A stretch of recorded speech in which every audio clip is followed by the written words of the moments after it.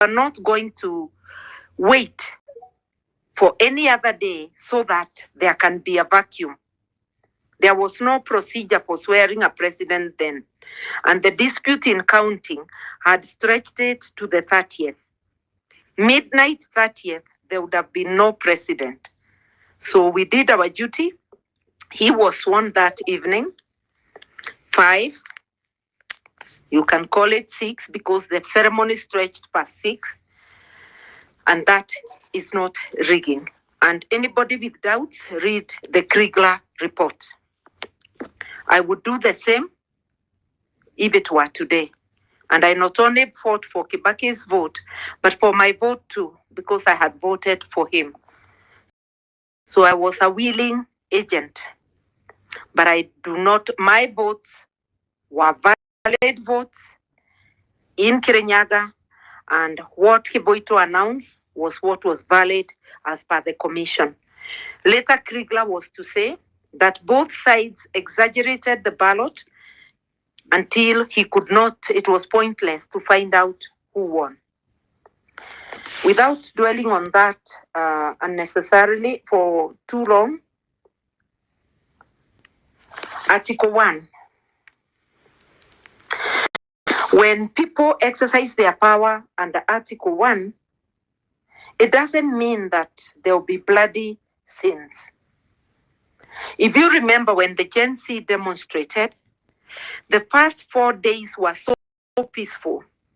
It is the 5th day on 25th of June, which turned bloody and chaotic.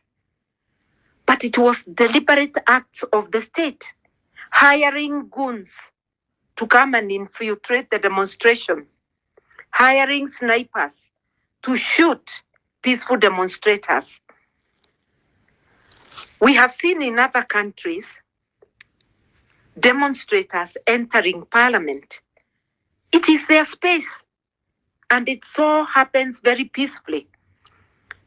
If the snipers were not shooting people dead, entry into parliament would have been not so eventful, in the sense of there would have been no destruction. Only parliamentarians would have scampered the way they did, would have gone away, but everything else would have, I believe, would have been intact. So I do not myself fear demonstrations, because ever since my university days, I have learned that demonstrations are always peaceful until police come with brute force. Then there was the question about the gender overrepresentation and the gender rule. I would like to say the gender rule applies either way.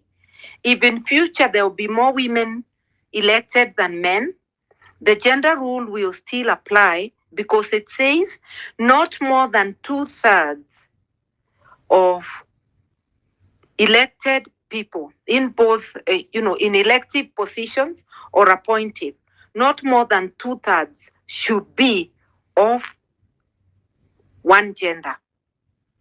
So if women are more than 2/3, it's unconstitutional. If men are more than 2/3, it's unconstitutional. And that's why Parliament was declared unconstitutional. I do not think that having women reps is overrepresentation.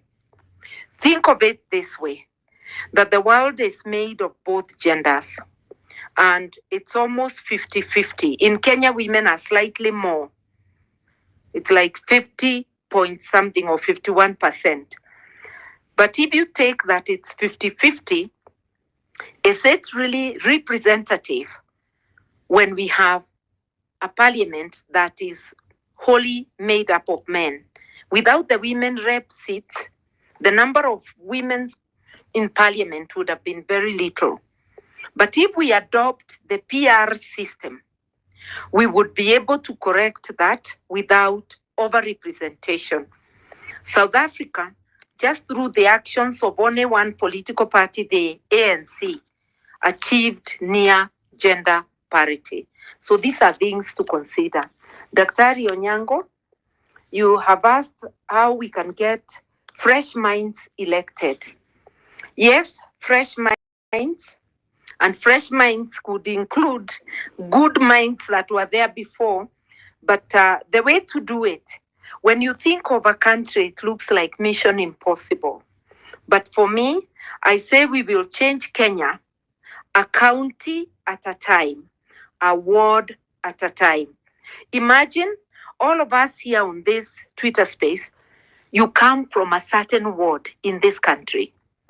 What if you and others, people of goodwill in that ward, decided that you want to start thinking about the next person you will elect as your MCA, member of of county assembly? What if everybody did that in their ward? The result would be good representatives in that county.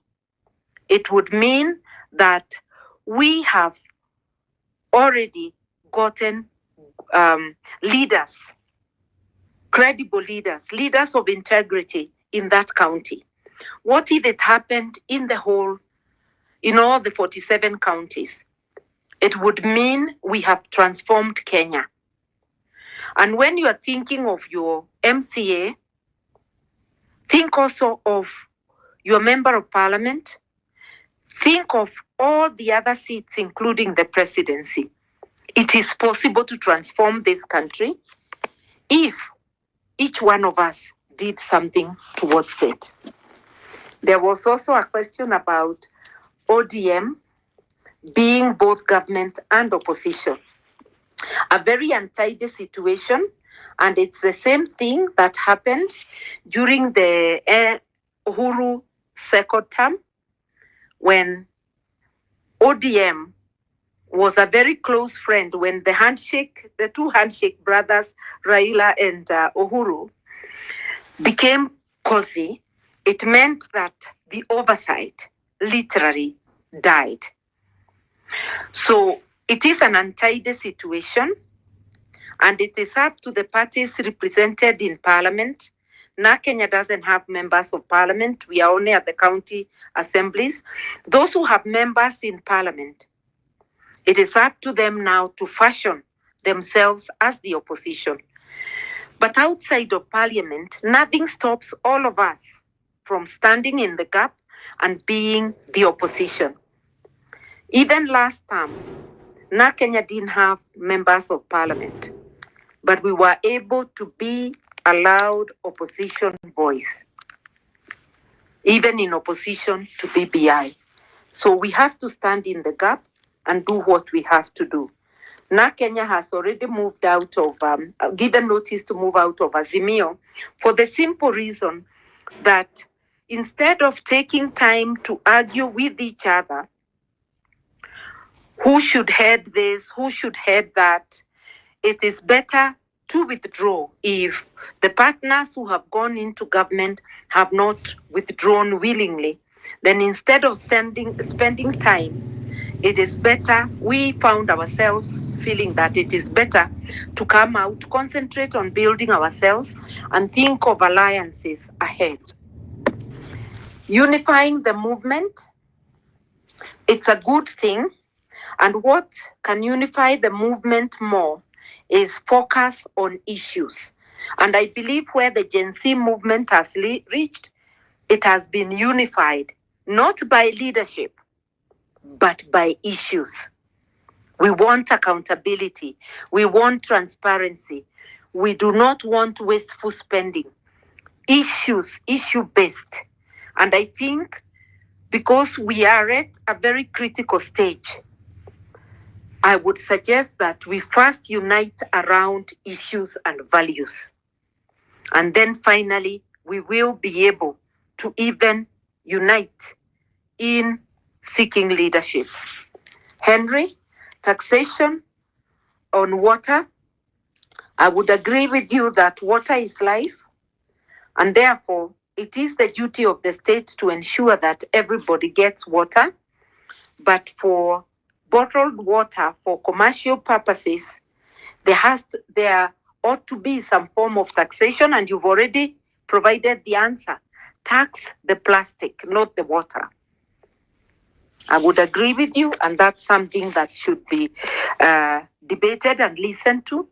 But our representatives have been acting with impunity, and the courts, to some extent, have aided them, because one court held that members of parliament were obliged to listen to the people, but they didn't have to act on it. I believe that is a totally wrong decision. If the framers of the Constitution did not want the voice of the people to matter, there would be no public participation. We have to make our voices count. And I salute the Gen Z for making the voices of the people count.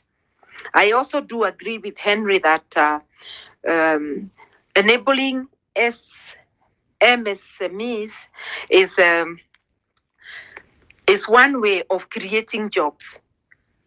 Because if one small or medium enterprise has 2 to 10 people, even just 2 to 3 people, those are very many jobs. It will result in millions of jobs created.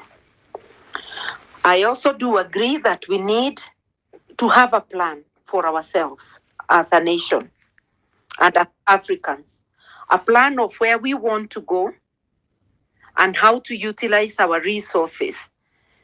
The West and others and East have a plan for us, a plan on how to exploit our minerals, how to exploit our resources, including carbon credits, for them to sustain their development, not to sustain us.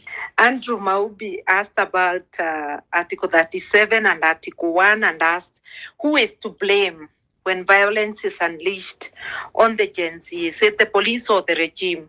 Quickly, I would say it's both, because each police officer must act individually within the law.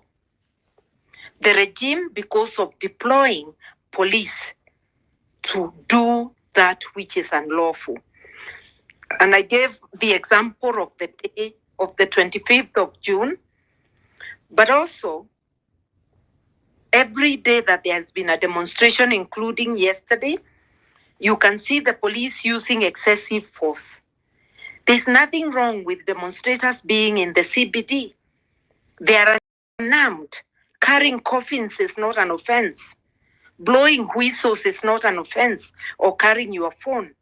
So both the regime and the individual police officers deployed out there and their commanders are to blame, and they should be held to account. And I know that people are going to go to court to get those police officers to be held to account. It is up to us collectively to hold the regime to account. Ruto actually validated, he affirmed the police on the day they murdered the young people. He has affirmed them every day, and they continue sending them out. Therefore, he has owned the violence that has been visited on Kenyans. The Kenya National Commission on Human Rights says 60 people dead, 60 missing. It means at the end of the day, we may count upwards of 100 or even 200. We don't know how many more bodies are going to be in that quarry or anywhere else. This is something we should take very seriously. When someone's right to life is taken away, we all feel threatened because you don't know when it will be you or somebody close to you. It's a matter we must take very seriously as Kenyans. Maraga's advisory on dissolving parliament because it's unconstitutional. Uhuru failed to do it. That doesn't mean it is right. Ruto has the obligation to do it. And I believe there are people who have gone to court to try and enforce that. My exiting Azimio is not submission. If you understood Azimio, you would then understand more the exiting. You have just seen us acting as principals together. You wouldn't know what goes on or how it is structured. But Azimio's Secretary General is Junet Mohammed, ODM. Chairman of the board Wycliffe Oparanya, ODM. Party leader, Raila Odinga, ODM. Overall chairman, Uhuru Kenyatta, Jubilee. Now, in that kind of situation, when Azimio leadership, top leadership, is ODM heavy, and we have been seeking to restructure and have not managed to restructure since the elections ended. And ODM has a leg in government. I do not think, and the neck of NARC Kenya does not think, that we should take our time trying to reorganize something we have attempted to and have not succeeded in the last 2 years. We better concentrate, utilize time better, building our party. In any event, since the NADCO report of November last year, we have not participated much in Azimio matters because we rejected NADCO. Differences over that report and how we conducted the talks emerged, and therefore we have not been too much on the inside. So we think it is best to be out and to build the party. That does not mean that on matters where we agree, we would not stand with our opposition brothers and work together with them. Mock, political class, yes, we belong to the political class. And I have belonged to the political class since I was first elected in 1992. Before then, I was active as a citizen before 30, seeking for multi-party. I can give the milestones that I have participated in bringing at every stage. And I don't think I'm done. And I don't think that the political class can be wholly excluded. We are Kenyans, and we too are entitled to participate in matters that affect us. But the electorate, as voters, you can exclude those you feel need to be excluded. Not being part of the political class does not make everyone suitable under Chapter 6. There are people who are not the political class and who are not suitable. And if you just blanket say it's the political class you are barring, you will end up getting unsuitable people coming into the political class. I think it is best to have a lens that applies Chapter 6 and look at those of us who have been in. If we have been part of the problem, not the solution, get us out. That is the work of a voter, to decide whom to give their vote and whom to withdraw the vote from. And I would encourage those who would want to know more about me. There's an interview I gave recently, a life story, Cleaning the Airwaves, CTA. You will find more about me. And my book is also just about to come out, my biography. What else did I want to say? Power vacuum. I don't think there can be a power vacuum. Even if government and parliament were to resign at the same time, meaning that the speaker is not available, the people of Kenya can get a constituent assembly. We have 47 counties, and it is possible to say, let each county bring so many to form a constituent assembly as a temporary caretaker. And that constituent assembly can also form a summit so that it is possible. And these are just my wild thoughts in the sense that it's not something we have done. Just like we have not seen the power in Article 1 exercised. Now, about accountability, the Auditor General, Nancy Gathongo, in her latest report showed that 1 trillion, we had lost 1 trillion through mismanagement, outright theft, and corruption. This is just about the amount we need to pay our debts every year. It is possible to better manage ourselves and our debt if we were operating above board. And the question about whether we have to pay our debt, yes, any money borrowed with the approval of Parliament and which has been paid into the consolidated fund, we are liable to pay. That is what is called a sovereign debt. But there are other debts which can be voided. If a regime borrows a debt without the approval of Parliament, it happened during Uhuru, it's also happening under Ruto, and that money is spent abroad without reaching the consolidated fund, that is a debt that can be voided. Mozambique and Singapore have been able, through the international court and negotiations, to avoid certain debts. So yes, it can be, but it takes quite some doing to get there. Degwanjiro, I agree with your comments. The last question I was asked is, what next after Kenya has left? We will continue building our party, working with all progressive forces, including the Gen Z. But like I said, Gen Z should be led, and Kenyans at this stage should concentrate, not who is the leader, but on the values and the issues that we are tackling. And then there was the last question about the 1969 oath. I've actually talked about that oathing in passing because I didn't take oath, and I was in class 6. So it's through the eyes of a standard 6 person. There were 2 oaths.